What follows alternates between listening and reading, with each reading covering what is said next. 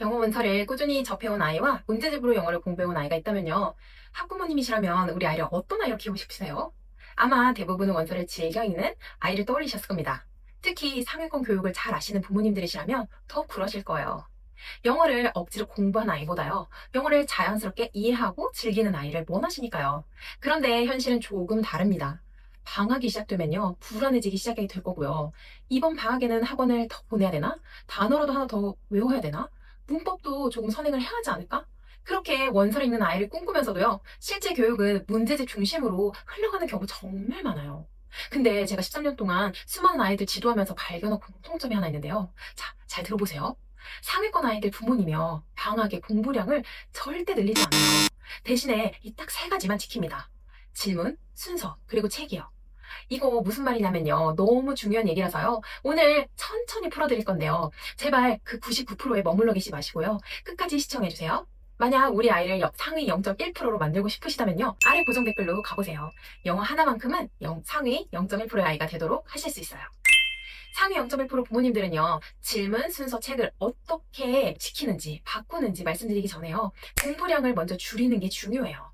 저도 실제로 상담을 해보면요, 어머니들의 고정관념 때문에요, 아이에게 실제로 교육하는 데 있어서 제한이 되는 경우가 참 많아요. 잘못된 방향으로 영어 공부량만 늘리면요, 아이의 영어적 사고를 망가뜨리게 될 수도 있어요. 이거 제 말 아니고요. 심리학자 크룰과 스튜어트가 이중 언어자의 머릿속 처리 과정을 실험으로 밝힌 연구인데요. 잘못된 학습 방향으로 공부할수록요, 영어를 영어 그대로 이해하는 회로 자체가 안 생긴다는 거예요. 저한테도 실제로 그런 사례가 있는데요. 이 얘기는요, 다음 영상에서 자세히 풀어드리도록 할게요. 보통 부모님들이 정답을 잘 맞출 수 있는 질문을 해야 영어 실력이 느는 거 아닌가요? 이렇게 생각을 하세요. 근데 이거 완전히 반대예요. 아? 미국 심리학자 화이트 머스크가 실험한 결과가 있는데요. 단어 뜻 하나, 줄거리를 확인하는 거, 정답이 있는 질문만 받는 아이들, 그리고 너라면 그 상황에서 어떻게 했을 것 같아? 와 같은 질문을 받는 아이들. 이 두 그룹의 아이들이요. 몇 주 만에요. 언어 능력 차이가 몇 개월치만큼 벌어졌다는 실험이 있어요. 자, 이 언어 능력이 좋아진 그룹은요. 자기의 삶에 연결된 질문을 받은 아이들이었는데요. 이게 한 번 나온 결과의 실험이 아니에요. 수십 개의 나라, 다른 나라의 계층의 아이들한테서도 결과는 똑같이 반복이 됐어요. 이게 바로 상위 0.1%의 부모님들이 바꾼 질문인데요. 이때 주의하실 점이 있어요. 이 질문 부분에서요. 이게 핵심이에요. 뭐냐면 질문이 반드시 아이의 삶과 연결되어야 한다는 거예요. 자, 예를 들어 볼게요. 신데렐라 읽고 나서요. 계모가 신데렐라한테 왜 못되게 굴었을까? 이렇게 물으면 아이의 답은 딱 하나예요. 근데 바꿔서요. 너라면 계모의 말을 순순히 들었을 것 같아? 아니면 대들었을 것 같아?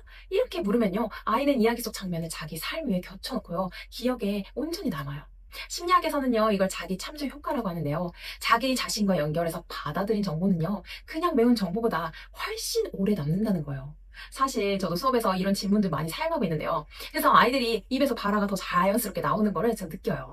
이런 질문들 통해서요, 아이가 영어로 사고하고 영어를 이해하는 경험을 해요. 마치 모국어를 배울 때처럼 말이죠. 그리고 이 질문의 효과를 제대로 끌어내는 특기가 하나 더 있는데요. 이게 바로 순서예요. 자, 보세요.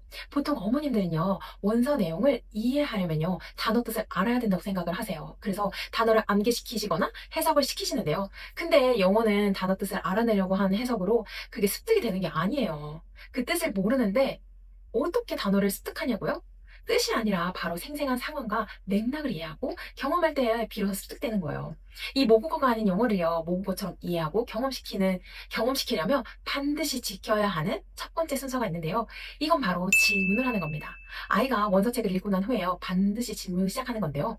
이때 반드시 지켜야 하는 원칙이 하나 있어요. 아이가 읽는 중간이든 끝이든 절대로 단어 뜻이나 해석을 시키지 않아요. 대신에 이 상황에서 왜 그랬을까? 다음엔 어떻게 될까? 같은 질문을 책 읽는 중간에 던져서라도 계속 하죠.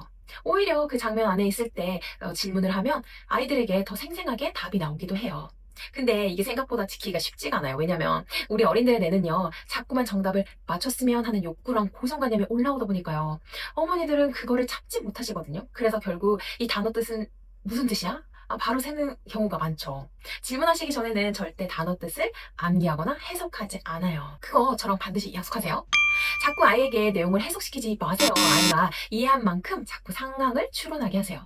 이렇게 불안정하게 추론만 하다가는 나중에 시험 볼 때 정답을 못 맞추고 나중에 입시 가서 망하는 거 아니에요? 하고 불안하시죠? 근데 요즘 수능 영어 어떻게 나오시는지 보셨어요? 난이도 장난 아니죠. 요즘 수능에서는 이런 지문이 나와요. 보세요. 이게 실제 소설이나 에세이에서 그대로 가져온 지문인데요.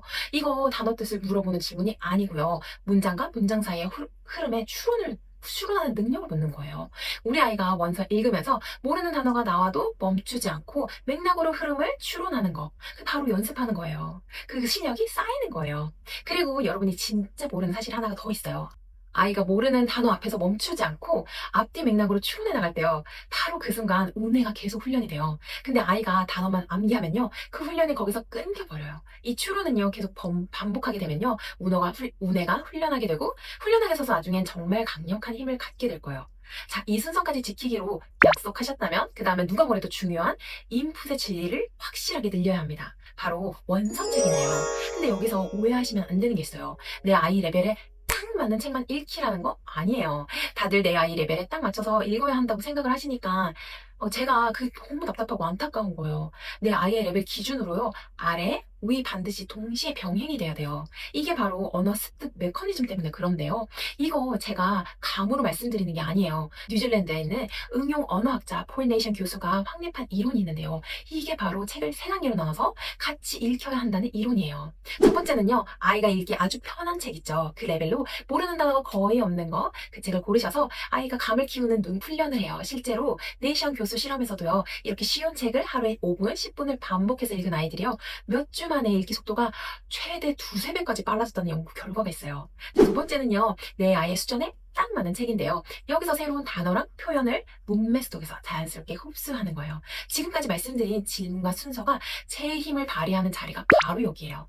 세 번째는요. 난이도가 살짝 어려운 책인데요. 이거 양을 많이 읽으라는 거 아니에요. 가끔 깊이 파고들면서 도전하게 하는 책인데요.